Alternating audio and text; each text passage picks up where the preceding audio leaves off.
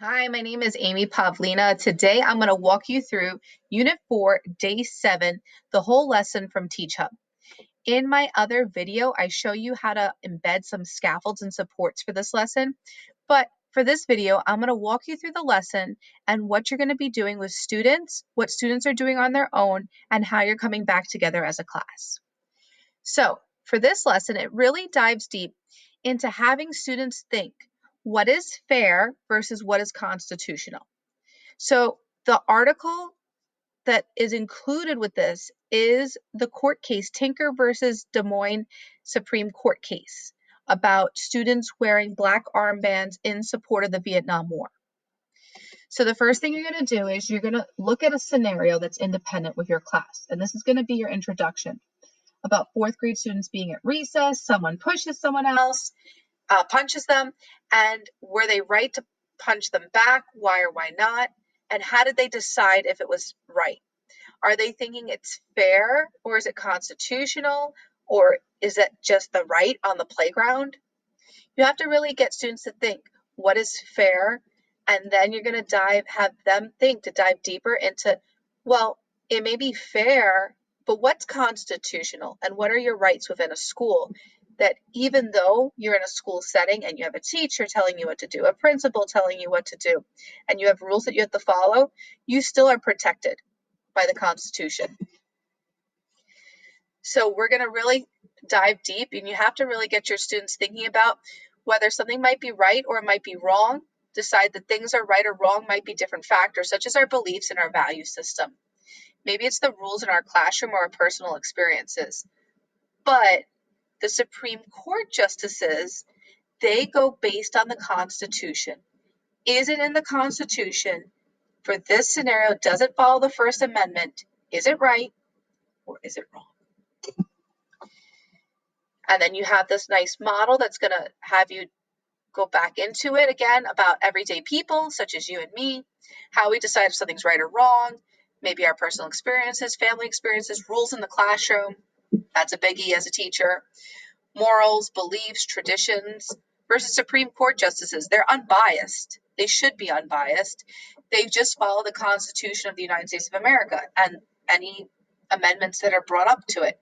So they just decide, is it constitutional or unconstitutional if someone goes against it, or are they upholding it?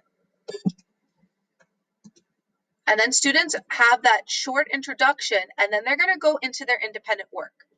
Their independent work is pretty heavy. So what I would have here for you to do is to take one of your groups, take your most needy group of students who need the most needs and scaffold, and keep them with you to work as a group. The rest of your students, I would explain explicitly that you have step 1 and step 2 to complete before you come back together as a class. So let's look at step 1 and then step 2.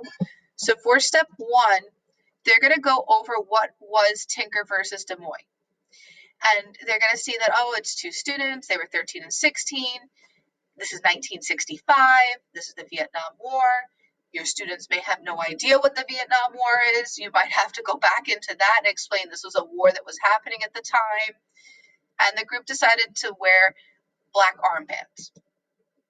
And then when the school principal heard it, they passed a rule that prevented anyone wearing the armbands at school.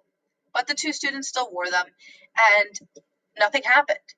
School went on as usual, but the Tinkers were sent home because the school principal thought that it was wrong that they did not listen. The parents of these 2 students, they disagreed with the school's rules, and eventually it reached the U.S. Supreme Court. So it's a nice, fun lesson for students to do on their own. And you have this nice little comic on the side for students to do this. Students also have the support of audio as well. And they have just a fun comic that's kind of a break from what they would normally see. And then they have 2 ways that they could revisit the Constitution on their own for the First Amendment.